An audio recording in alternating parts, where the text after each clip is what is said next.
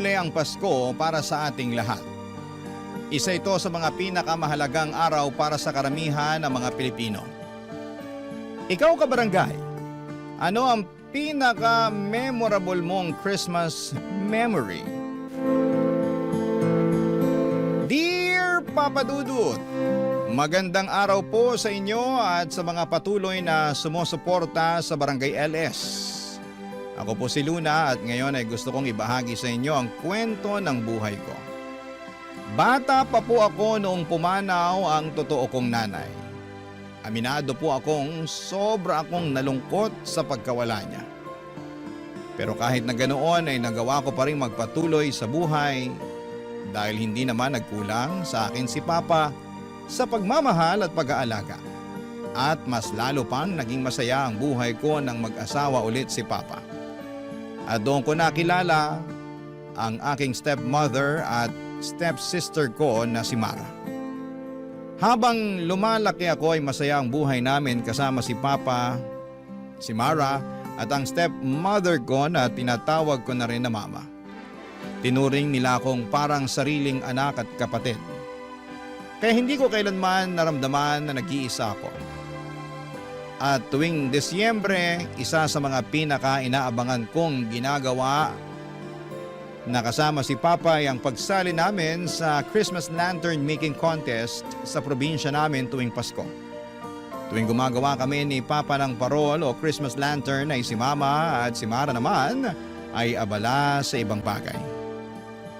Madalas nilang sabihin na nakakapagod at nakakatamad daw ang paggawa ng parol. Pero para sa amin ni Papa, ito ang oras na mas lalo kaming nagiging close at mas nagiging masaya. Sa totoo lang ay matagal na naming pangarap na manalo sa contest. Dahil ilang taon na kaming sumali pero ni minsan ay hindi pa po kami nananalo.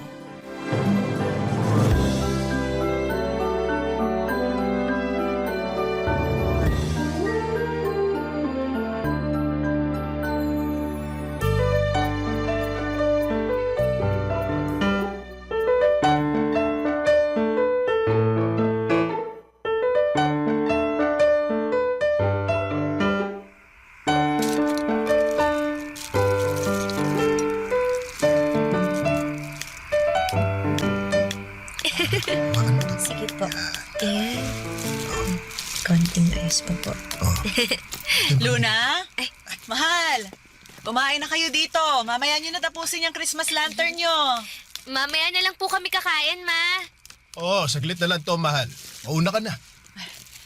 Alam nyo, kung ako sa inyo, tigilan nyo na yung pagsali-sali dyan sa lantern making contest ng barangay. Hindi naman kayo nananalo eh. Sayang lang sa oras yan at pinapagod nyo lang ang mga sarili ninyo. Ay, nako. Si Mama talaga, napakanega. Huwag po kayong mag-alala kasi nararamdaman ko na this year is the year.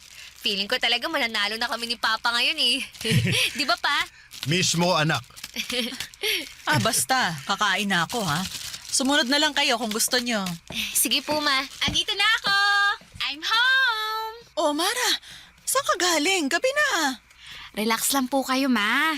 Yung tanong ko sa'yo, hindi mo pa sinasagot. Saan ka galing? Sa bahay lang po nung kaklase ko. Kung ganun bakit ngayon ka lang? Pasensya na po kayo, ha. Napasarap po kasi yung kwentuhan namin, eh. Sa susunod, magpapaalam ka sa akin kung gabi ka na makakauwi. Kasi kung hindi, ilalak ko na yung gate at sisiguraduhin ko na sa labas ka na matutulog kasama yung mga lamok. Naiintindihan mo? Ma, kumalma po kayo. Hayaan nyo na po muna si Mara. 18 years old naman na siya eh. Ay, hindi. Habang dito kayo nakatira sa bahay ko, ako ang masusunod. At isa pa ilang beses nang umaalis ng bahay tong kapatid mo nang hindi nagpapaalam. Oy, Mara, makikinig ka sa mama mo. Sorry na po talaga. Hindi na po mauulit. Dapat lang. Kumain ka na ba? Tapos na po. Nakikain po ako dun sa bahay ng kaklase ko. Mabuti naman pala kung ganun. Pues kung gusto niyo pang kumain, sumunod lang kayo sa akin sa kusina. Pagod na akong kakasuyo sa inyo. Ate Luna, anong nangyari dun kay Mama? Napikon yata kasi ayaw namin tigilan ni Papa yung paggawa nitong parol eh. Ay, nako. Hayaan nyo na muna yung mama ninyo. Kakalma din yan, maya-maya. Mara anak, tulungan mo na kaya kami ng ate Luna mo dito. Papa naman eh. Huwag niyo na ako idamay dyan. Kaya niyo na yan. Tama si Papa, Mara. Sigurado ako na mag-i-enjoy ka sa paggawa nitong parol. Subukan mo lang. Mag-i-enjoy. Tignan niyo nga yung mga mukha niyo ni Papa, ate. Pinagpapawisan na nga kayo. At mukhang hirap na kayo dyan sa ginagawa niyo eh. Oo nga, pero hindi ibig sabihin nun, hindi kami nag-enjoy. Tama. Tsaka isa pa, paano hindi kami pagpapawisan ni Papa wala naman tayong aircon dito sa sala. Tsaka iisa lang yung electric fan, oh. Ewan ko sa inyo. Basta labas na ako sa Christmas lantern making contest na yan ha. Mukhang hassle eh. Alam mo, para kang si Mama. Pareho kayong ngega. At para ka namang si Papa, ate. Pareho kayo nag-e-enjoy dyan sa ginagawa nyo kahit hindi naman kayo nananalo. Anak, ganun naman talaga ang buhay. Hindi naman kasi sa lahat ng oras, panalo ka. May mga bagay talaga na kailangan mo munang pagdaanan at paghirapan bago mo matikman yung sarap ng tagumpay. Ay, nako Papa. Wala na kayong pwedeng sabihin ni Ate Luna na makakapagpabago ng isip ko. Sasabayan ko na nga lang si Mama na kumain. Teka lang, akala ko ba kumain ka na sa bahay ng kaklase mo? Nagutom ako sa kakapilit nyo sa akin at tulungan kayo dyan. Nakaka-stress na yung parol na yan. Sige na, mauna ako. Bye! Si Mara talaga. Ay naku, hindi ka pa nasanay sa kapatid mo. Oh, halika na, ituloy na natin to anak. Sige, Papa. Papa Dudut, hindi po namin natapos ni Papa ang parol ng gabing yon kasi pareho kaming napagod. Kaya tinabi na lang muna namin ang parol at napagdesisyonan na tapusin na lamang namin ang paggawa ng parol sa susunod na araw. Noong nakita ni Mama na itinabi na namin ang parol ay natuwa siya at inimbitahan niya na kami na kumain ng hapunan. Katulad din kami ng ibang pamilya. May mga asaran at may mga tampuhan. Pero sa huli, Papa Dudut, ay nangingibabaw pa rin ang pagmamahalan. Kahit may mga pagkakataong hindi kami nagkakasundo, ay mahal na mahal ko sina Mama at Papa at si Mara. Sa totoo lang ni minsan ay hindi ko naramdaman na stepmother ko si Mama o stepsister ko si Mara. Dahil palagi kong nararamdaman ang malasakit at pagmamahal nila sa akin. Pero noong akala ko ay tuloy-tuloy na ang saya ng buhay namin ay doon pala ako nagkamali. Isang araw habang nasa bahay kami ni Mama at Mara ay may tumawag at nagsabing na aksidente raw si Papa at nabundol ng isang bus. Parang gumuho ang mundo ko. Sa sandaling marinig ko yon. Nanginig ang buong katawan ko at yun na yata ang pinaka nakakatakot na balitang narinig ko sa buong buhay ko. Wala kaming inaksayang oras at dali-dali kaming pumunta sa ospital. Pagdating namin doon ay nakita namin si Papa na walang malay. At sa sandaling yon, may masakit na katotohanan na pala na naghihintay sa amin ni na Mama at Mara.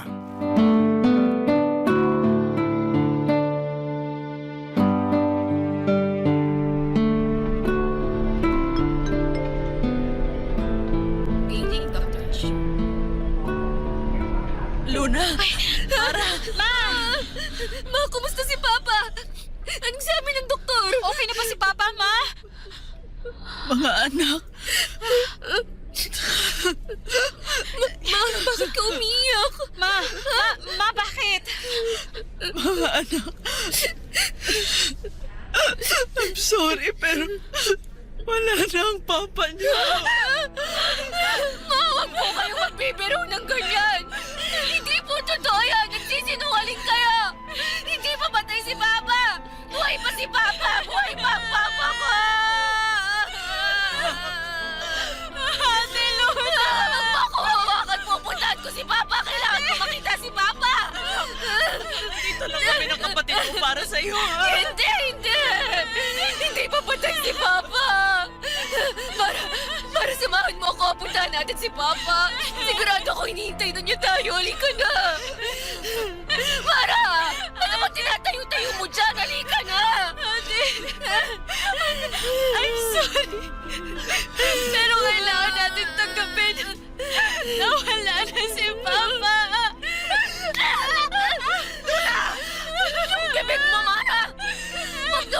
nagsasalita ng ganyan? Ate, kay Mama na mismo nanggaling. Wala na si Papa. At naniwala ka naman? Talaga naman nagsisinungaling lang to si Mama eh. Mama naman kasi. Pati nyo na lang kasi aminin sa amin ni Mara na pinaprank nyo lang kami. Di ba mapagbiro si Papa? Siguro magkasabot kayo, no? Siguro pinakiusapan kayo ni Papa na huwag sabihin sa amin ni Mara na buhay pa siya. Ha? Luna, sa tingin mo ba magagawa ko pang magbiro ngayon? Pero gaya mo, nasasaktan din ako. Pero kailangan na nating tanggapin ang katotohanan na wala na ang papa mo. Ate, magkakasama pa tayo ni Mama, ha? Haharapin natin ito ng sabay-sabay. Ha, ate? Anong haharapin ng magkakasabay? Si Baba ang kailangan ko! Kung ayaw mo akong samahan, Mara, bahala ka! Pero ako, pupuntahan ko na si Papa! Ate!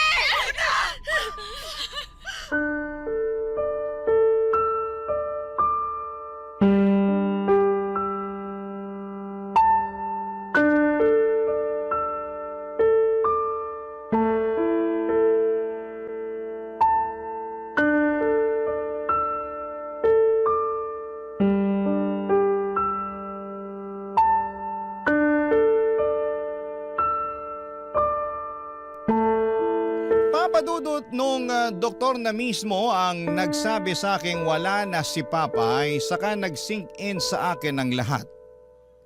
Alam kong nariyan sina Mama at Mara, pero ramdam na ramdam ko ang sobrang lungkot at pakiramdam ko ay mag-isa na lamang ako sa buhay.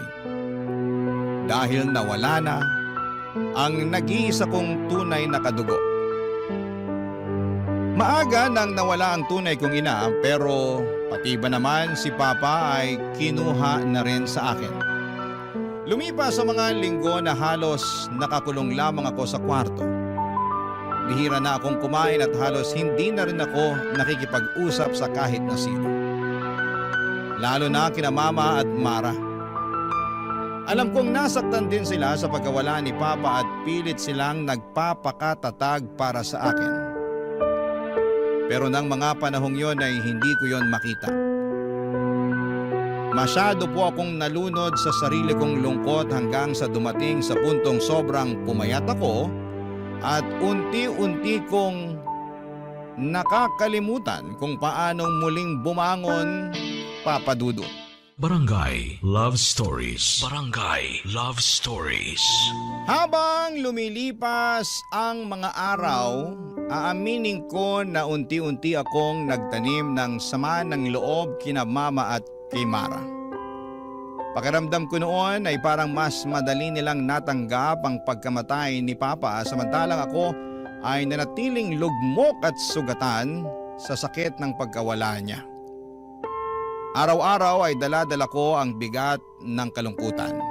At habang tumatagal, ang lungkot na yon ay dahan-dahang napalitan ng galit at poot. Sa halip na ilabas ko ang sakit na nararamdaman ko sa tamang paraan ay ibinuhos ko ang lahat ng galit at poot ko kina Mama at kay Mara. Sa tuwing sinusubukan nila akong kausapin o kumustahin ay bigla na lamang akong napapasigaw o nagsasara ng damdamin ko. Dumating sa punto na parang natatakot na nga si Mara na lapitan ako. Pero kahit na ganoon ay pilit pa rin niyang sinusubukang kausapin at unawain ako. Pero sa kabila ng lahat ng iyon ay patuloy ako nagmamatigas at hinahayaan ang sarili kong lamunin ng sobrang lungkot hanggang sa halos makalimutan ko na kung paano muling magmahal at magpatawad.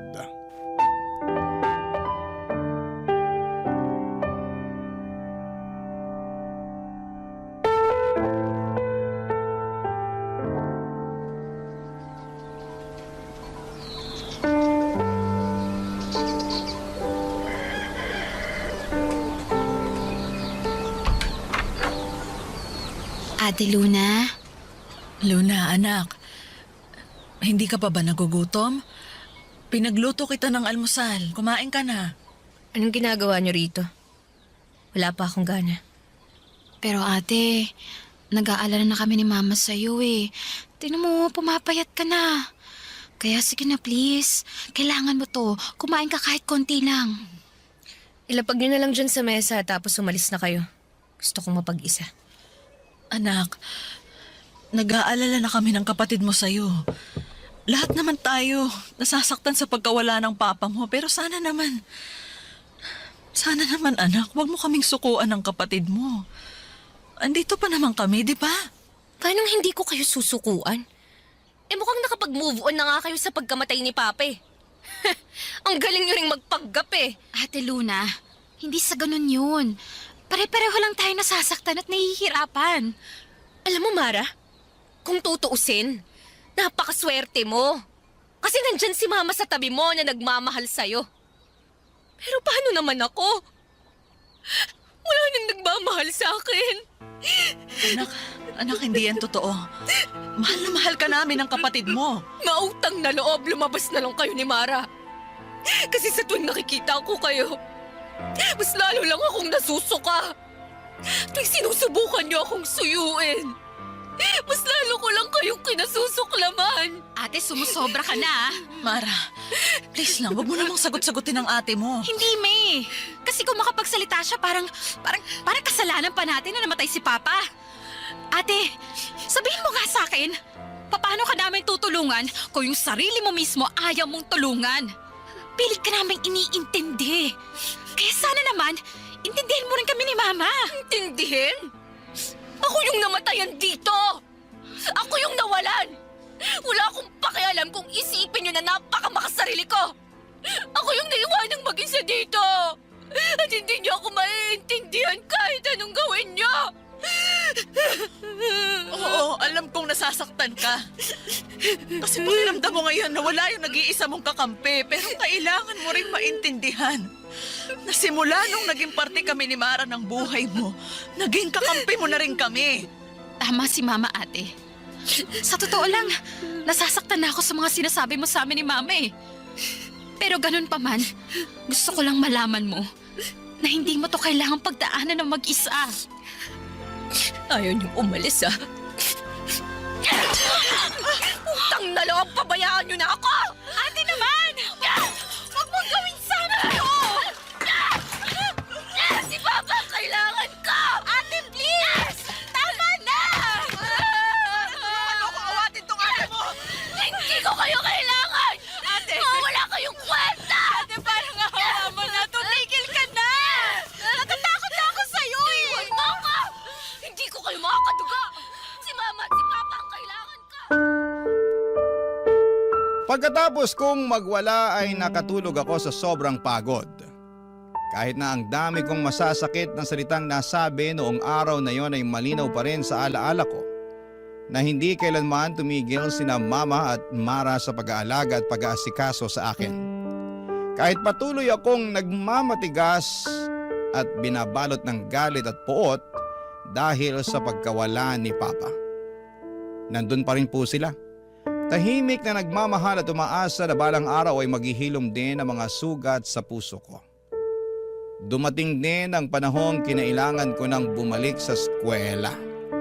Pero nang mga panahong yun ay parang wala talagang pumapasok sa isipan ko. Patuloy pa rin akong nagluluksa at kahit na anong pilit kong mag-focus sa klase ay hindi ko magawa. Unti-unti akong nagsimulang magkating classes at natuto na rin po akong magbisyo tulad ng yosi at alak. Umaasang kahit sandali ay makakalimot ako sa bigat ng mga problemang dinadala ko. Hanggang sa dumating ang araw na nalaman na ni Mama ang lahat ng mga pinaggagawa ko. At doon ko naramdaman na unti-unti nang nagkakaroon ng consequences. Ang mga desisyong ginawa ko habang ako ay nawawala sa sarili, Papa Dudut.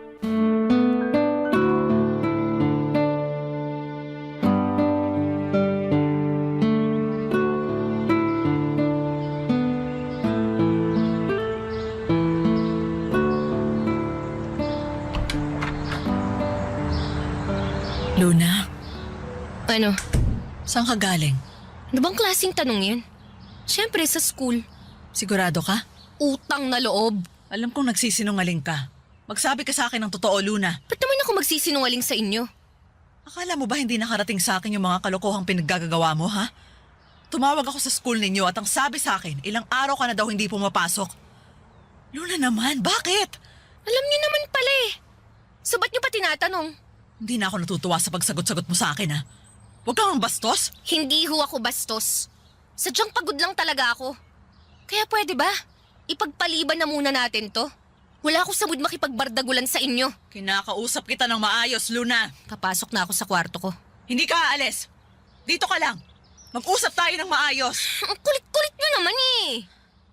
Alam ko nasasaktan ka sa pagkamatay ng papa mo, pero hanggang kailan mo babalak sirain ang buhay mo, ha? Hindi sapat na rason yung pagkamatay ng papa mo para sirain mo yung kinabukasan mo. Hindi ko kailangang magpaliwanag sa inyo kasi hindi ko naman kayo totoong nanay. At hindi ko rin totoong kapatid yang si Mara. Kaya utang na loob, lubay-lubayan niyo na ako! Ah! Sigurado ako na kung nabubuhay lang yung papa mo, hindi siya matutuwa sa mga pinagsasasabi at pinaggagawa mo. Kung nabubuhay si Papa. Pero patay na nga, di ba? Kaya wala nang patutunguhan tong usapan na to. Meron! Kasi kinabukasan mo ang nakasalalay dito. Kinabukasan? Ilang beses ko bang kailangang ulit-ulitin na wala namang kinabukasang nag-aantay sa akin? Pareho niyang patay ang mga magulang ko. Pero andito pa kami ng kapatid mo, Luna. Hindi ko kayo mga kadugo.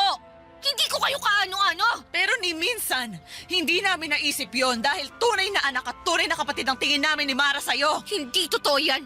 Kasi halata naman na ako lang yung nasasaktan sa pagkawala ni Papa eh. Halata naman na ang bilis-bilis niyong nakapag-move on na parang walang nangyari. Napaka-plastic niyo. Nagkakamali ka, Luna. Kinailangan naming magpakatatag kasi ikaw nga itong inaalala namin. Napakahirap naman yatang paniwalaan yan. Dahil hindi mo kami nakikitang nagluluksa, hindi ibig sabihin nun na hindi kami nasasaktan. Alam mo ba na araw-araw akong tinatanong ni Mara kung kumusta ka na? Na kahit natatakot na sa'yo yung kapatid mo, palagi niya pa rin sinasabi sa akin na sobrang namimiss ka na niya. Palagi niyang pinagdadasal na balang araw. Sana bumalik yung dating samahan ninyo. At ganun din ako, anak. Sana balang araw bumalik yung dating Luna na malambing at palangiti. Noon yun, nung nabubuhay pa si Papa. Pero nung nawala si Papa, naramdaman ko na mag-isa na lang ako sa buhay. At sa pagkawala ni Papa, mas lalo ko lang naramdaman na hindi ko kayo mga kadugo. Sinabi ko na to noon at sasabihin ko ulit sa'yo. Sina Mama at Papa ang kailangan ko. Hindi ko kayo kailangan ni Mara.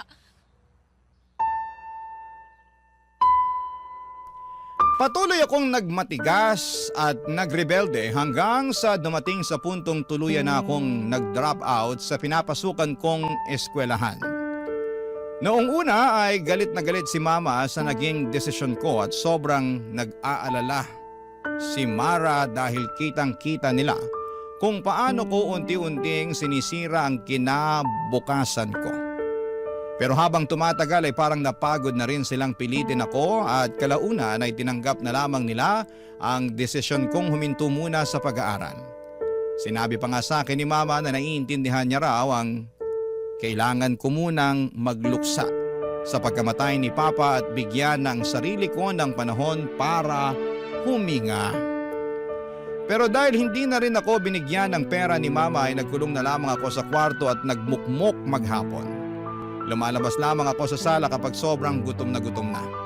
Pero kadalasan ay nasa loob lamang talaga ako ng kwarto, nakatulala sa kisame o natutulog para lamang takasan ang bigat ng nararamdaman ko. Aaminin ko sa inyo na hindi po ako proud sa bahaging ito ng buhay ko. Pero ito ang totoo. Ito ang mapait at magulong yugto ng buhay ko na kinailangan kong pagdaanan. Bago ko unti-unting maintindihan ang sarili ko at ang mga desisyong ginawa ko na pinagsisihan ko.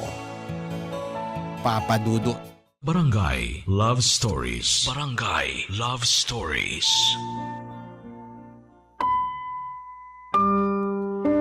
Dumating kami sa puntong halos naubos na ang pera sa joint account nina Mama at Papa.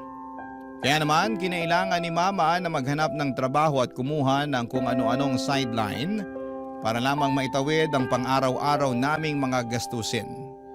Si Mara naman ay nagpa-part-time job para makatulong sa bahay at para maipagpatuloy niya ang pag-aaral at mabayaran ang sarili niyang tuition. Sa totoo lang ay sobra akong nakonsensya ng mga panahong yon dahil kung tutuusin ay may dahilan silang iwan o palayasin ako. Lalo na't naging pabigat na ako sa kanila. Pero yon ang isang bagay na hinding-hindi nila ginawa. Kahit minsan ay siguradong napagod na rin sila sa akin. Aaminin ko na nang mga panahong yon ay unti-unting gumaan ang pakiramdam ko kina Mama at kay Mara. Kahit papaano ay nabawasan ang bigat sa dibdib ko at medyo humupa ang sakit. Kahit na hindi pa ito tuluyang nawawala ay may mga gabi pa ring masakit at may mga ala-ala pa rin bumabalik pero hindi na kasing bigat ng dati. Sa totoo lang ay nakakahiyaring aminin pero mas naging mature pa sa akin ang nakababata kong kapatid na si Mara. Mas maaga niyang natutunan kung paanong tumayo at magpatuloy kahit na nasasaktan. Siguro ay ganon talaga ang buhay, Papa Dudut. Iba-iba tayo ng paraan ng pagluluksa. At iba-iba rin ang oras na kailangan natin bago tuluyang makabangon. At pagkatapos ng isang taon ay unti-unti na namang bumalik ang sakit. Dahil papalapit na ang Pasko at muli kong naaalala si Papa.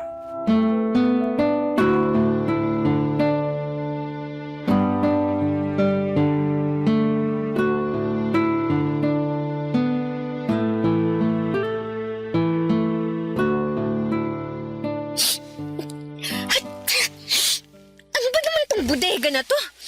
Ang dumi! Ang daming alikabok!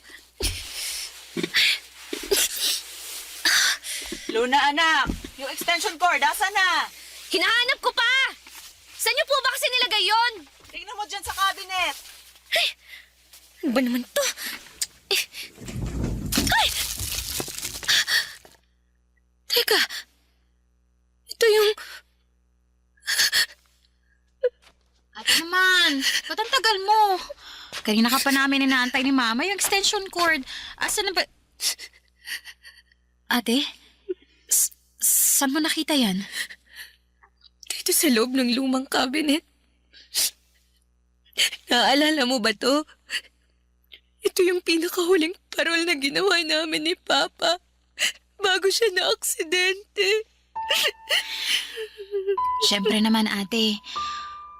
Tandang-tanda ko pa noon na pinipilit niyo ako ni Papa na tulungan kayo sa Christmas lantern na yan. Pero tinatanggihan ko kayo. Oo. Tinatanggihan mo kami ni Papa kasi ayaw mo yung napapagod ka. Sayang, no? Hindi na umabot tong parol na ginawa namin sa contest. Kasi hindi na namin natapos to ni Papa.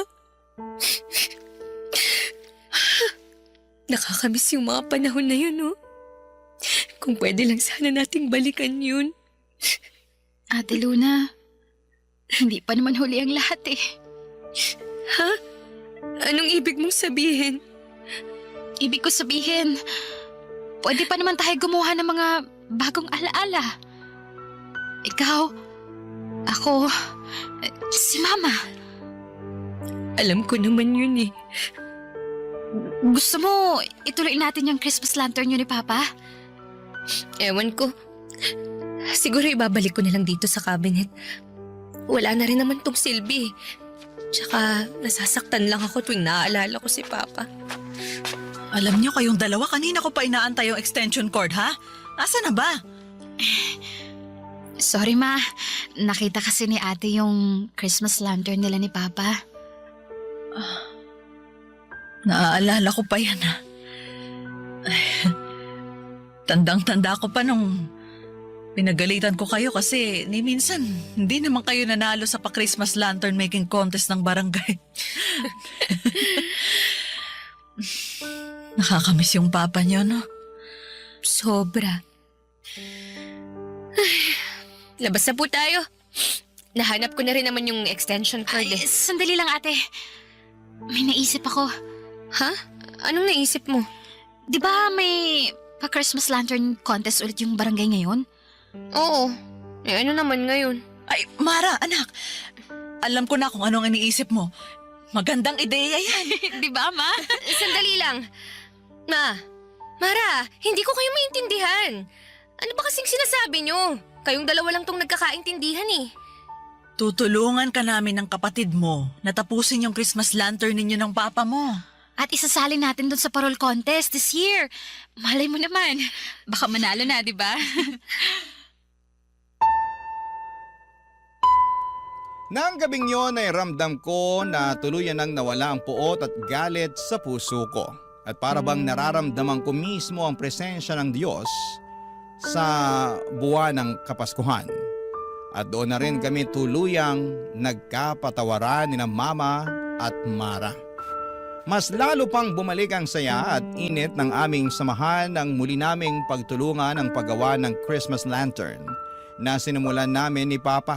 Sa totoo lang ay wala na akong pakialam noon kung mananalo o matalo ang parol sa contest. Ang mahalaga lang sa akin ay matapos ito at makita na nakakarami ang aming ginawa.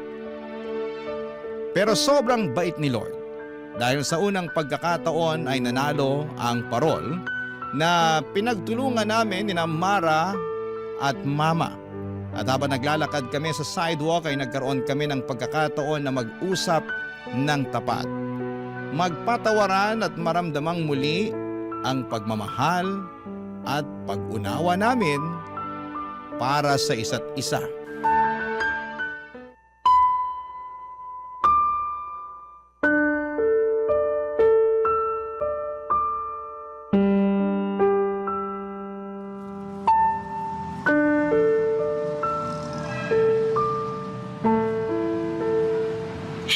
Congratulations, ate!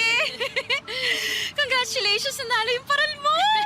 Sigurado ako na pag nandito si Papa, matutuwa siya sa ating tatlo. Matagal ang pangarap ni Papa na manalo sa contest na yun eh. Naku, tama ka dyan, anak. Alam nyo, sana wag akong multuhin ng papa ninyo, no? Pero sa tingin ko nanalo yung parol natin. Kasi tumulong ako. Siguro kung noon pa lang, tumulong na ako Malamang sa malamang, matagal na din tayong nanalo. Nako! Wow, ma, ang lakas ng hangin! Biro lang. Pinapatawa ko lang kayo. Mara, maraming salamat Tinulungan niyo ako dito. Hindi po tayo mananalo kung hindi dahil sa inyo. Wala yun, ate. Maliit na bagay. Anak, huwag kang mag-alala. Gagawa ulit tayo ng panibagong parol sa susunod na Pasko. Yun? At sinisiguro ko sa'yo na tayo ulit ang mananalo. Hindi na po kailangan, Ma. Ha? Bakit naman? Okay na po ako na natapos na natin yung sinimulan namin ni Papa. Sa susunod na taon, mas gusto ko po na i-enjoy natin yung Pasko natin na magkakasama. Aww, sweet mo naman, ate. Pero alam niyo, Mara, alam ko namang hindi naging madali yung taon na to nang dahil sa akin Nagsisisi ako. Kasi ang dami kong oras na sinayang. Nagsisisi ako kasi pilit kong pinagtabuyan yung mga taong walang ibang ginawa kundi mahalin ako ng totoo. At nagsisisi ako kasi hindi ako naging mabait na kapatid at anak sa inyo. Ate, wala na yun, ha? Kalimutan mo na yun. Luna, anak, makinig ka sa akin, ha? Hindi kami nagsisinungaling ng kapatid mo nung sinabi kong mahal na mahal ka namin at hindi ka namin susukuan. Siguro nga hindi tayo magkadugo. Pero sinabi ko na sa'yo to noon at sasabihin ko ulit sa'yo to ngayon. Ni minsan, hindi naging hadlang yon para mahalin kita na parang tunay kong anak. I love you, Ma. I love you too, anak. Mara, isa sa mga pinagsisisihan ko yung hindi ako naging mabuting kapatid sa'yo. I'm sorry kung naging mahina ako. And I'm sorry na pinagmalupitan kita. Sana mapatawad mo pa ako. Patatawarin lang kita pero sa isang kondisyon. Ha? Ano naman yun? Pwede mo ba akong yakapin, ate? Siyempre naman. I love you, ate. I love you din, Mara.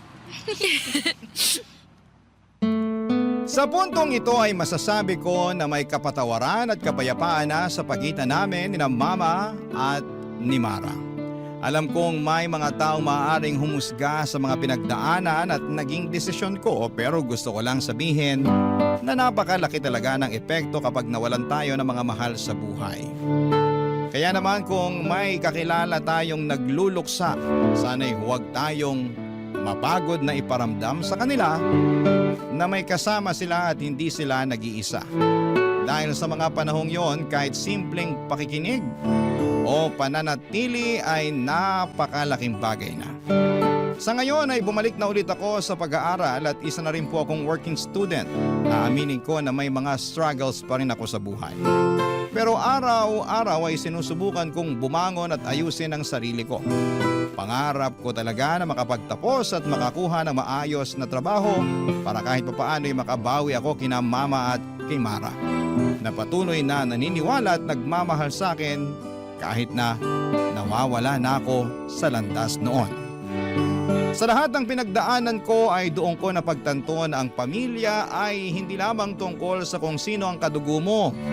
Ang pamilya ay ang mga taong piniling manatili, umunawa at magmahal sa iyo kahit sa mga panahong mahirap ka nang mahalin. Dito ko na po tatapusin ang kwento ko, Papa Dudut. Maraming salamat po sa pakikinig and more power sa Barangay LS. Ang inyong kapuso at kabarangay forever, Luna. Anong say mo sa Barangay Love Stories na ito? Pagkwentuhan natin sa comment section yan. Ang mga kwento ng pag-ibig, kwento ng buhay, at kwento ng pag-asa dito sa Barangay Love Stories.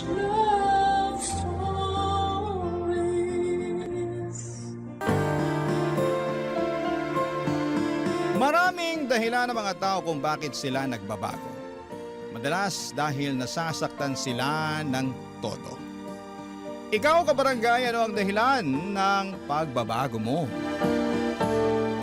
Dear Papa Dudut, ako nga pala si Cha, 25 years old at maagang naging man-hater. Dahil paulit-ulit akong niloko ng mga karelasyon ko. 14 years old ako noong first time na ma-in love. Sa kaklase ko, gwapo, masarap, kasama, talented. Yun siya, kaya ang bilis kong ma-fall. Nung niligawan niya ako, syempre hindi na ako nag-inarte.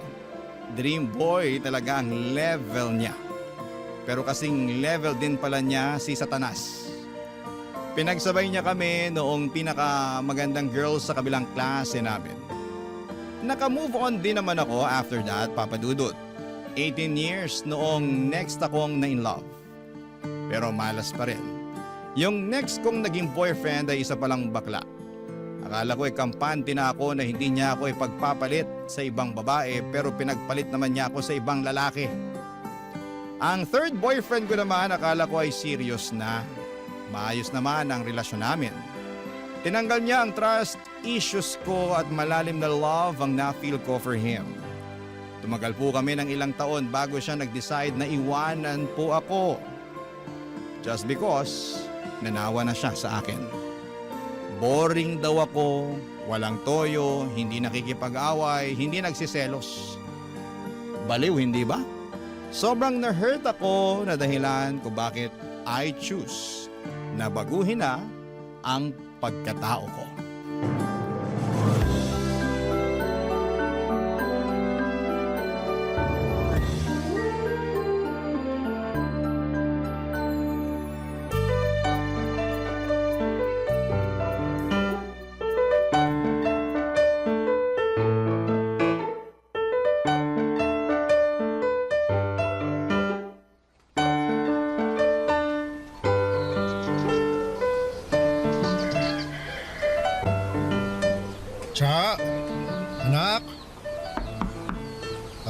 pwede bang pumasok sa kwarto mo?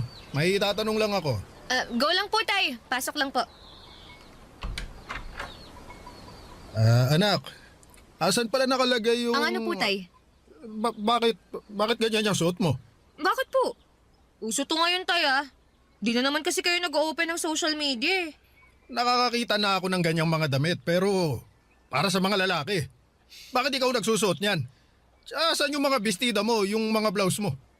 Hindi ko na po gagamitin yung mga bestida ko, Tay. Mas bet ko tong suot ko. Nak, panlalaki yan. Yun naman po ang goal ko, eh. Maging lalaki. Ha? Bakit? Kasi ayoko nang maging babae. Kasi, pag babae ka, lagi kong sinasaktan, pinapaiyak, niloloko. Ayun. Ano ba to? Nagre-rebelde ka ba, Tsa? No po. Gusto ko lang itry maging lalaki para magets ko kung bakit parang hindi sila apektado kapag nakakasakit sila ng babae. At sa tingin mo, magigets mo yun kapag nagsuot ka ng damit ng lalaki? Ay, nako. Unti-unti po. After kong manamit ng lalaki, mindset ng lalaki naman ang next ko. Hanggang sa maging lalaki na talaga ako. Oo, di ba? Alam ko po, biologically impossible, pero ito lang po kasi yung nakikita kong way para makamove on dun sa mga ginawa sa akin ng mga lalaki. Feeling mo ba makakaganti ka sa kanila kapag nagpakalalaki ka?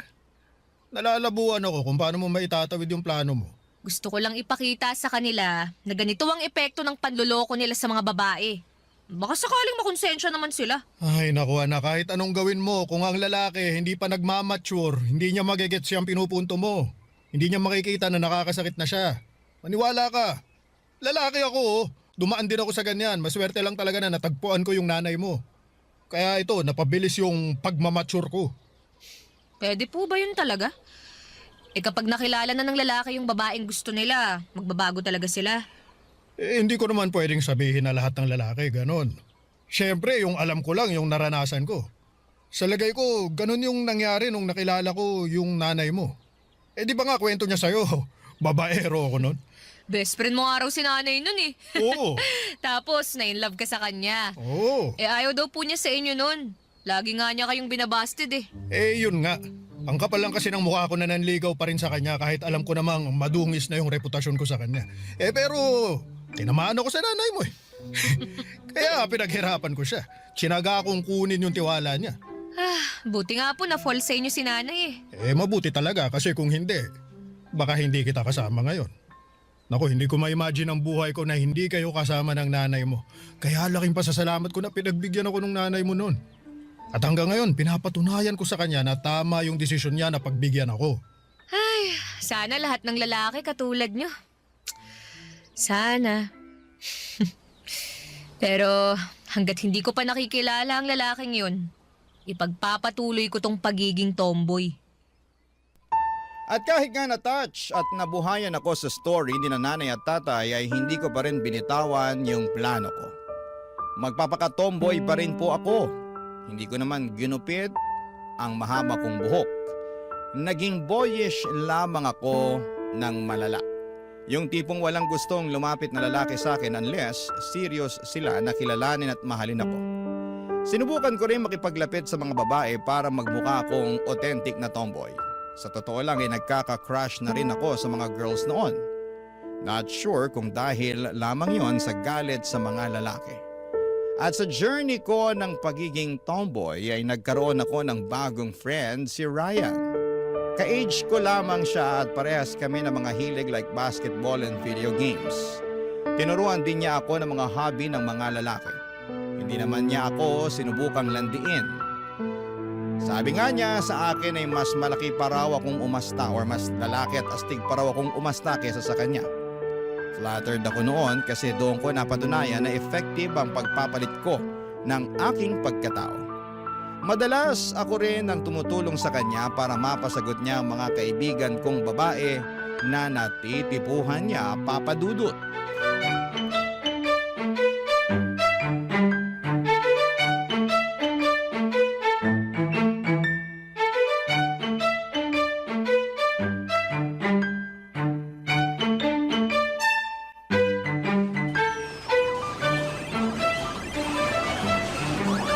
Saan tayo mamaya? Shot? Pas muna. May hangover pa ako mula kahapon eh. Sus, Pahinga mo naman na tayo mo, pre. ikaw din, no? Friday ngayon. Daming girls sa Pobla. Pas muna. Pero, meron kasi akong type na babae. Lo, saan mo nakilala, ha? Dating app? Pobla? Sa court? Kaibigan mo? Sus, yan ka na naman eh. Oo nga. Tirador ka ng mga kaibigan ko. Wala na ako natirang kaibigan dahil lahat sila pinaasa mo. Hoy, nagiging totoo lang naman ako. Sa hindi nag-workout eh. Yung ibang friends mo demanding. Yung iba naman okay sa pagiging clingy. Yung isang kaibigan mo, si Tonet, unang date pa lang namin, gusto na ako i-live-in. Sinong hindi manggugust dun? Masyado mo kasing ginagalingan eh. Bilis tuloy na lang ma-fall. O yan, hinahanapan ka na agad ng commitment. Pero kung usapang commitment lang naman, meron talaga akong type na kaibigan. Teka. Si Jan ba yan, yung naka-veneers? O si Luisa, yung laging maiksi yung palda? Ano, sino sa kanila? Yan na lang yung mga single na kaibigan ko na hindi mo pa sinaktan eh. Uy, hindi sila. Si yung laging naka-pink, Hmm? naka-braces, yung may bangs. Ah, si Mika. Uy, wag yun ah. Uy, grabe ka. Huwag mo na may pagdamot. Seryoso na ako ngayon. Mabait kasi yon. Baka kung ano pang traumang ibigay mo sa kanya. Taong simbahan kayo. Uy, nagsisimba rin ako ha. Iba yung nagsisimba sa napapadaan lang sa simbahan dahil malapit doon yung paradahan ng taxi. Grabe ka. At least dumadaan pa rin sa simbahan. Oh. Basta pre, iba na lang. Huwag na si Mika. Kahit si Luisa na lang. Mahilig ka naman sa nakapalda, di ba? Si Mika talaga yung gusto ko eh. Sige na, tsa. Last na to. Promise. Ganyan Last. din yung sinabi mo kay Pate. Eh anong nangyari, ha? Wala pang 3 araw, ginost mo na. Paano hindi ko naman i-ghost yun? Eh, tinanong kung baog ba ako. Oh. Ano? Kasi gusto niya na ng lalaki makakabuntis daw. Tama bang yun yung topic namin sa unang chat ko sa kanya? Tingin mo. Kalokohan. Huwag ka nga tatawa-tawa dyan. Tulungan mo na kasi ako. Last na talaga si Mika. Siya na talaga yung gusto kong seryosohin. Lagi mo sinasabi yan eh. Tapos kapag may nakita kang mali sa kanila, iiwan mo na bigla sa ere. Huwag ka kasing nega. Sige na, ano na. Reto mo na ako. Libre ka lunch mo 1 buwan. Isang buwan? Oo. Oh. Pati dinner ha. Tsaka kape tuwing weekends. Ano, G? Abusada ka ha. Eh di wag. Bahala kang manligaw kay Mika. Mahirapan pa naman yung mga lalaki na lumapit dun. Tsaka mataas ang standards nun, pero Hindi naman. nakikinig yun sa akin. Oo na, kapag- sige na. Lahat ng gusto mo, G na ako dyan. Yun! Dali mo naman palang kausap eh. Salamat ka talaga, gusto ko si Mika. Pero ikaw Ano? subukan mong paasahin at saktan niyang si Mika. Lagot ka talaga sa akin. Sunog lahat ng jersey mo. Di yan. Naniniwala ako na si Mika na yung babaeng para sa akin. Maayos naman si Ryan Papadudut. Hindi ko naman siya masisisi kung hindi na niya tinuloy yung panliligaw niya sa ibang friends ko. May saltik din kasi minsan yung mga kaibigan ko. Saka gusto lang siguro ni Ryan na magkaroon na ng girlfriend. Tanda ko, bago ko siya nakilala ay sobrang broken niya, Papadudut. Niloko kasi siya ng dating girlfriend niya. Tapos sinumpa niya ang lahat ng mga babae dahil po doon. Hindi ba parang magkatulad kami ng sinapit? Pero eventually ay natuto na rin siyang magpatawad. Hindi na niya sinisisi sa mga babae ang isang beses na pagkabigo niya sa pag-ibig. Kaso, takot pa rin daw siya noon na magkaroon ng karelasyon. Kasi baka ma-broken ulit siya. Until one day, noong nakilala niya ang ibang friends kong babae, naisipan niyang subukan pong muli. Yun nga lang, hindi rin nag-workout kasi hindi sila nag-match. Hoping na kay Mika ay maging okay na si Ryan. Sana pag nireto ko si Mika sa kanya, ay magkaroon ng spark at magic sa pagitan nilang dalawa. Sana magustuhan din siya, Papadudut. Barangay Love Stories. Barangay Love Stories. Papadudut, kailan ko lang naging kaibigan si Mika. Noong time kasi na sobrang broken ako ay nag-decide akong sumali sa church activities malapit sa amin. Saktong youth leader doon si Mika, Papadudut. Napunta ako sa group niya at tanda ko pa na nakasuot siya ng all pink. Mukha siyang cotton candy sa paningin ko at malaki ang naitulong ni Mika sa akin sa pag-move on ko. Panay ang kumusta niya sa akin kung nagiging okay na raw ba ako. Hanggang sa naging close na kaming dalawa kahit noong time na naka-move on na ako sa recent ex ko. At doon pa rin po si Mika para kumustahin ako. Kaya ang laking takot ko na hindi sila mag-workout ni Ryan kasi parang hindi ko alam kung sino ang kakampihan ko o dadamayan sa kanilang dalawa kapag nangyari yon. Pero tinigil ko ang kaka-overthink, Papa Dudut. Malay ko ba naman kung isang araw sila naman pala ang magkatuluyan, hindi ba?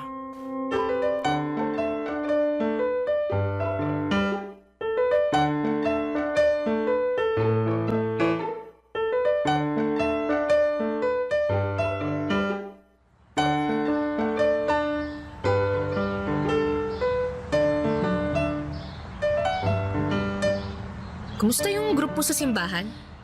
Okay naman. Meron nga kaming bagong project na sisimulan namin bago matapos tong month. Saka... Nga pala, may nagkakagusto sa yung friend ko. Si Ryan.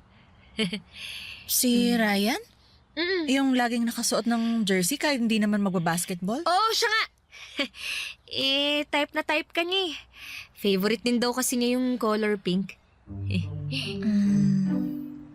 Kaya ka ba pumunta rito para maging bridge ni Ryan sa akin? Parang ganun na nga. Ikaw kala ko naman gusto mo talaga akong kumustahin.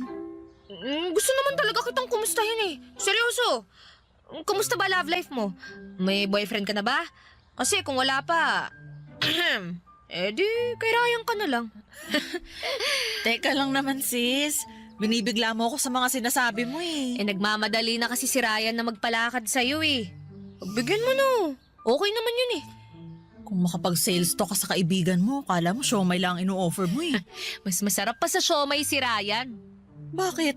Natikman mo na ba siya? Yak! Ano ba? Hindi ko trip yun oh. Kadiri naman yun. Bakit naman hindi? Pas na ako sa lalaki. Sakit lang ng ulo yan eh. Sakit naman pala ng ulo eh. Di pass na rin ako dyan. Pero hindi ka dapat magpas kay Ryan. Pagsisisihan mo lang. Sige nga, i-convince mo ako para bigyan ko siya ng chance. Alam ko, sa itsura, hindi siya masyadong nabiyayaan. Pero habang tumatagal naman eh, kapag nasasanay ka na sa pagmumukha niya, may isip mo na, pwede na. Oh, ganun. Parang ayoko nang pwede na. Kung hindi naman basihan ng itsura, maayos talaga si Ryan. Nakakatawa yun, alam mo ba? Very sensitive yun sa ibang tao. Alam niya kapag bad mood ka. Tsaka gagawa siya ng paraan para mapasaya ka. Bibilhan ka niya ng ice cream o chocolate. Tapos alam mo, natatandaan niya lahat ng gusto mo. Kahit ikaw mismo, nakalimutan mo nang binanggit yun sa kanya. Pero siya pala, natatandaan pa. O, di ba? Talaga ba? Ang sweet naman. Sweet talaga yon. Tuwing birthday ko nga binabati ako nun eh. Sakto ng 12:00 ng hating gabi. Partida, maaga pa yung natutulog. Pero maghihintay yun ng 12:00. Mabati lang ako. O, di ba? Grabe ha. Wala sa itsura niya. Mukha siyang loko-loko at hindi seryoso. Mukha lang. Pero kapag nakilala mo siya, hindi naman pala. Malalim na tao yun. Matalino. Marami kang matututunan sa kanya. Tsaka sobrang galante nun. Lagi niyang iisipin kung ano muna yung gusto mo bago yung sa kanya. Feeling protected ka rin lagi kapag katabi ka niya. Diba? Yun naman ang kailangan nating mga babae. Ay, dahil sa sinabi mong yan, parang gusto ko na tuloy siyang makilala. Sige, ireto mo na ako sa kanya. Yon, ayos! Nagulat ako nang mapa-oo ko kaagad si Mika, Papa Dudut.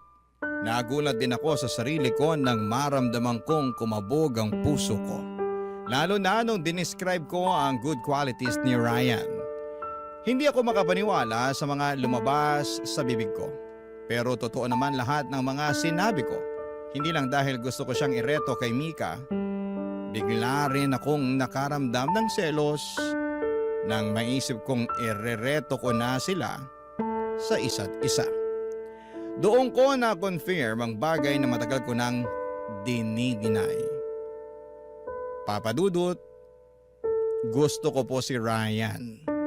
Naunahan lamang ako ng takot na magmahal ulit kaya nagawa ko yung itago.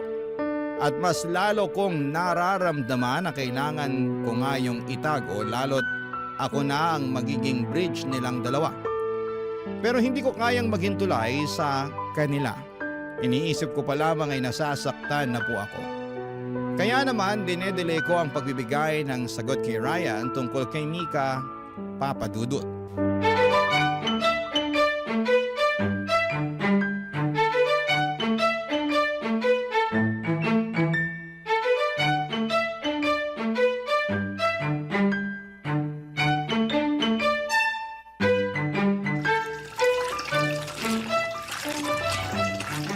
Uy, ano na siya? Hoy, Karen. Anong ginagawa mo rito sa bahay? Malamang hingi ng update. Anong update? Ito naman, parang tanga. Update kay Nika. Ano na, pasado na? Umuwi ka na nga muna. Istorbo ka eh. Dami kong nilalaban ngayon oh. Tulungan na kita maglaba. Sabihin mo lang sa akin kung anong sabi ni Mika. Ayoko ng paglalaba mo. Kung na nga yung tutulungan dyan eh. Eh, hindi ka nga nakakatulong eh. Nung last na tinulungan mo ako maglaba, yung mga dekolor ko biglang namuti. Yung mga puti naman, nang itim. It's the thought that counts. Sus, tot, that counts ka pa. Umalis ka nga. Sumagot Marami ka na pa muna talaga kasi. akong gagawin. Ano nga? Nakausap mo na ba si Mika? Oo na. O ano sabi? Eh, basta. Siya naman eh. Pinapaasa mo lang ba ako kay Mika? Ano na ba nangyayari? Ilang araw ka nang umiiwas sa akin ha? Kala mo hindi ko napapansin? Ay, nako. Sigurado ka bang gusto mo si Mika? Oo nga. Dumaan nga ako sa church nila nung isang araw eh. Grabe, ang ganda niya. Sana, di na siya magpahaba ng bangs. Tsaka sana, lagi siya nakapink. Lakas mga babae. Alam mo, nakakairita ka na. Umalis ka na nga. Grabe ka. Ba't ba kanina mo pa ako pinapaalis? Kasi marami pa nga akong gagawin. May tinatago ka, no? Ha? Ako? May tinatago? Oo. Ba't di ka makasagot tungkol kay Mika? Ano ba nalaman mo? Ano, busted na ako? Ay, nako. Eto na nga. Ayoko lang talagang manggaling sa akin pero dahil makulit ka, sasabihin ko na. Mabaho ang paa ni Mika. Huh? Kahit nakasapatos yun, maalingaso yung amoy ng paa niya. Alam mo yung cheese na nabubulok? Ganun na ganun. Diri naman. Oo! Kaya nga sa simbahan, laging nakatutok yung electric fan sa paa niya eh. Para lang mahanginan at maitaboy ang baho. Seryoso ka ba? Oo nga. At saka eto pa. Alam mo bang kahit bagong ligo siya, amoy ginisang sibuyas pa rin ang kilikili niya? Weh! Oo! Kahit 1 kilometer away ka sa kanya, maaamoy mo eh. Sobra ka naman. Kaya ikaw din. Gusto mo pa bang manligaw ng babaeng mabaho ang paa at saka kilikili, ha? Oy, saka balita ko ha. May kuto yun. Kaya laging nakabangs. Pero, tsaka, gusto ko pa rin siya eh. Lah, gusto mo siya kahit ganun na ang mga sinabi ko sa kanya? Madali lang naman solusyonan yung baho ng kilikili. Deodorant lang yun, tsaka foot spray. Ako bahala dun. Bibilang ko pa siya. Pati yung pinakamalakas na antibacterial soap. Hanapin ko yun para sa kanya. Kung kuto naman kalaban, gata lang kalaban nun. Ganun kasi ginawa ni nanay nung nagkakuto kami ni ate noon eh. Akong bahala. I can fix her.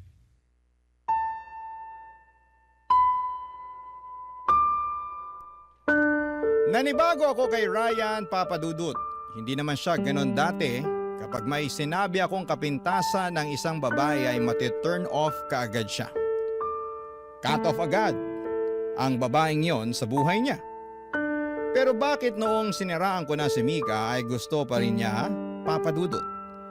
Nag-offer pa nga siya ng solusyon. Sa totoo lang ay hindi naman totoo yung body odor at kuto ni Mika. Gawa-gawa ko lang yon. Desperada na kasi akong mapapayag si Ryan na tigilan na si Mika. Kaya lang epic fail ang mga bagay na yon. Hindi ko magat si Ryan at doon ko na-realize na mukhang tinamaan na siya kay Mika. Bigla akong nagselos. Na-insecure ako bigla sa sarili ko at na ikumpara ko ang sarili ko kay Mika. Ano ba naman ang laban ko sa napaka-feminine na datingan ni Mika, Papa Dudut? Sa aming dalawa, ako pa nga itong parang mukhang may body odor at kuto. Napakaswerte naman talaga niya. Sana, ako na lang siya, Papa Dudut. Barangay Love Stories. Barangay Love Stories. Tinuloy ko pa rin ang pagiging bridge kina Mika at Ryan, Papa Dudut. Masakit man pero kailangan ko nang gawin bago pa makahalata si Ryan na iniiwas ko na sa kanya si Mika. Ang sakit kaya nun. Yung tipong nakiki-third wheel ako sa kanila sa dates nila. Ako ang taga-alalay kapag nauubusan na ng banat si Ryan. Panay naman ang puri ko sa kagandahan ni Mika para lamang tumaas ang self-confidence niya. Nakakadurog itong ginagawa kong ito, Papa Dudut. Hindi po madali, lalo tinanggap ko na sa sarili ko na in love na ako kay Ryan. Ang akala ko hindi na ako magmamahal ulit ng lalaki. Pero para naman akong biniro ni Lord. Bigla akong na in love ulit sa lalaki. Ang masakla pa sa best friend ko pa mismo. Hanggang isang araw sa pagharap kong muli sa salamin. Hindi na ako natuwa sa nakikita kong itsura ko. Namiss ko ang pagiging isang babae. Kaya naman, hinubad ko na ang suot kong panlalaki. At bumalik na sa pagsusuot ng bestida at pagme-make-up, Papa Dudut.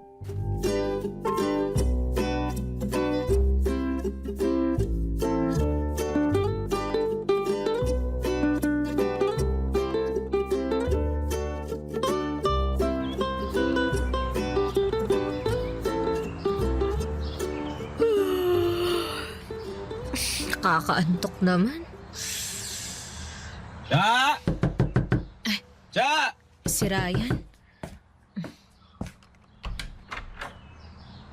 O, Ryan! Sino ka? Baliw! Si Chato! Andiyan na si Mika? Poser, hindi ikaw si Cha. Ba't nakabestida ka? Tsaka ba't naka-lipstick ka? For a change! For a change ka dyan. Sobra naman yata itong ginagawa mong change. Bakit? Hindi ba bagay sa akin? Sakto lang. Dapat ba mas floral yung dress na sinuot ko? Kulang ba sa tangkad tong heels ko? Mas bagay ba pag naka-red o pink lipstick? Ikaw ba talaga yan? Wala kang kwentang kausap. Kainis to. Asan na ba si Mika? Hindi sumasagot sa tawag ko eh. Sa kanya na lang ako magpapa-outfit check.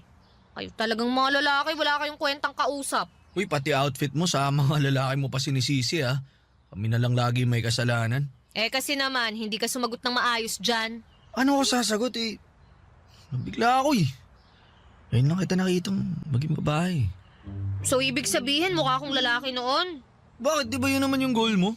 Nagsusuot ka ng damit panlalaki, ano pang inaasama mo magiging tingin ko sa'yo? Ngayon, anong tingin mo sa akin? Ha? Oo, tingnan mo na. Walang kwenta. Ano ba kasi nakain mo? Ba't biglang nagpakababae ka? Alam mo, laitin mo na lang ako ng derechahan kaysa paligoy-ligoy ka pa dyan. Sige, gusto mo yan ha? Iksi ng bestida mo ha, in fairness. Puti pala ng tuhod mo. Pero hindi ko sinasabing bagay ha. Hindi ko bagay ang bestida. Bagay na hindi. Paano ba to? Huwag ka na nga magsalita. Kakainis to eh. Pero hindi, yung lipstick mo ayos, maganda, bagay sa'yo. Di ka na maputla, mukha kang basta, maganda. Maganda ako? Uy, hi guys! Uy. Sorry na late ako ha. Uy, Cha, naunahan mo pa pala ako. Pasensya pala kanina, hindi ko nasagot yung mga tawag mo. Kasi naman, nakikipagpatentero ako sa mga sumasakay sa MRT eh. Kakarating ko lang din naman eh. Uy, teka lang. Teka lang. May napapansin ako ha. Ikaw pa talaga yan, Cha? Uy, ang ganda mo. Sabi ko naman sa'yo, magbalik loob ka na eh. Tingnan mo nga oh. Oy, Ryan.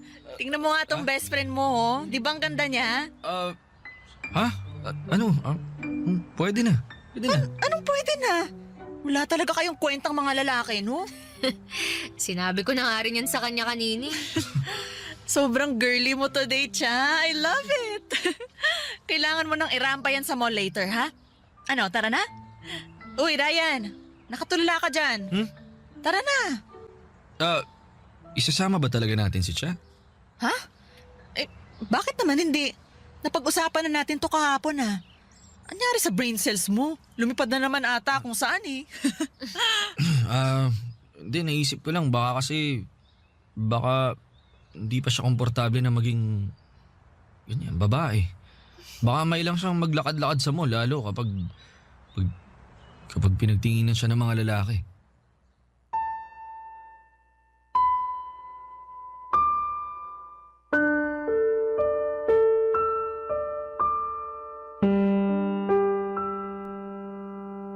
Hindi ko alam kung dilulo lang ba ako, Papa Dudut, pero kita ko sa mga mata ni Ryan ang paghanga sa pagbabago ko. Panay ang tingin niya sa akin lalo na kapag hindi nakatingin si Mika sa kanya. Ako naman ay nagpapanggap na hindi ko yon napapansin. Deep inside ay grabe ang kilig ko. Buong araw na magkakasama kaming tatlo sa mall at nakaramdam ako ng tensyon sa pagitan namin ni Ryan hanggang pag-uwi ay napapaisip ako at napansin na ba talaga niya ako? Naghihintay ako ng chat sa kanya, umaasa na baka umamin na rin siya. Pero inabot na ako ng umaga sa kakahintay ay wala siyang message sa akin. Pagkatapos noon ilang araw na niya akong iniwasan. Nasaktan ako. Akala ko naman may chance na ako sa kanya, nagrebelde ako. Pero hindi na ako bumalik syempre sa pagiging boyish. Sinubukan ko nang makipag-date, sumama sa mga party kung saan ay merong mga lalaki na pwede kong magustuhan. Isang gabi ay nasundan ako ni Ryan sa isang birthday party na invited ako, Papa Dudut.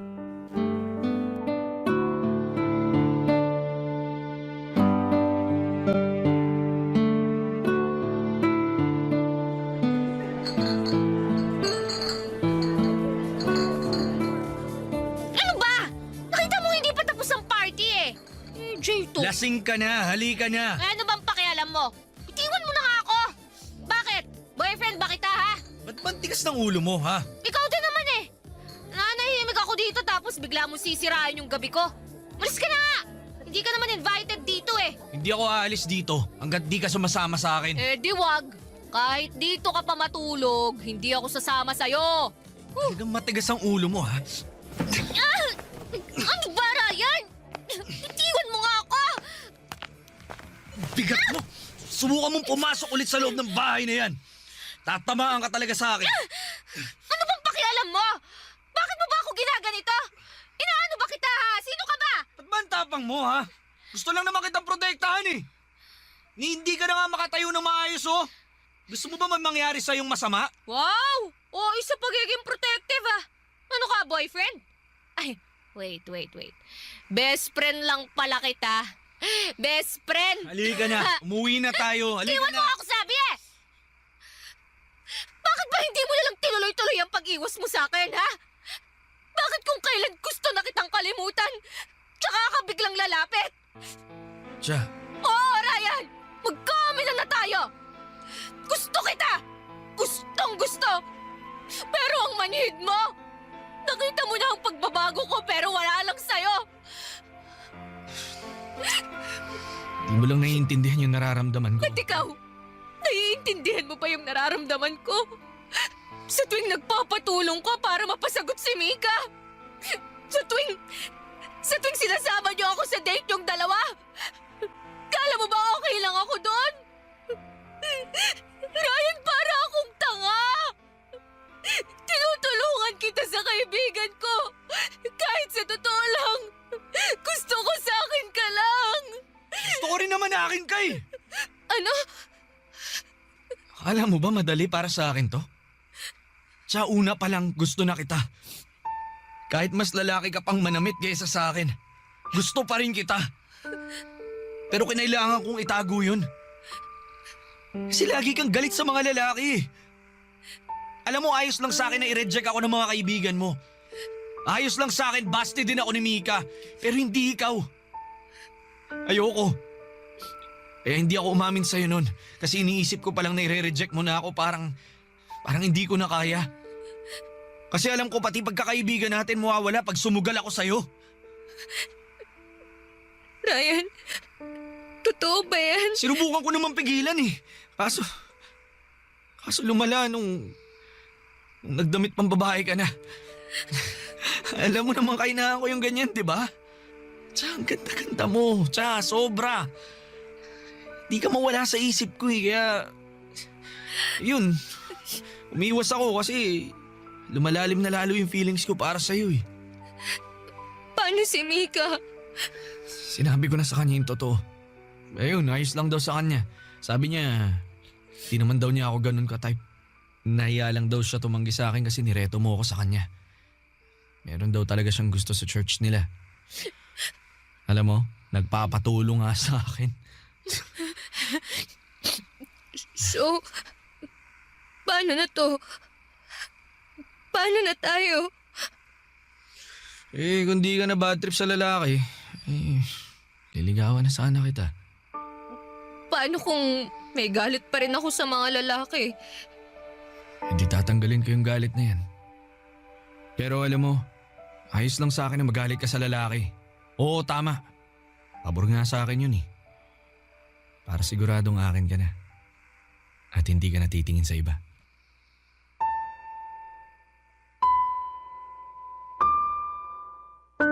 Nagkatinginan kaming dalawa, Papa Dudut.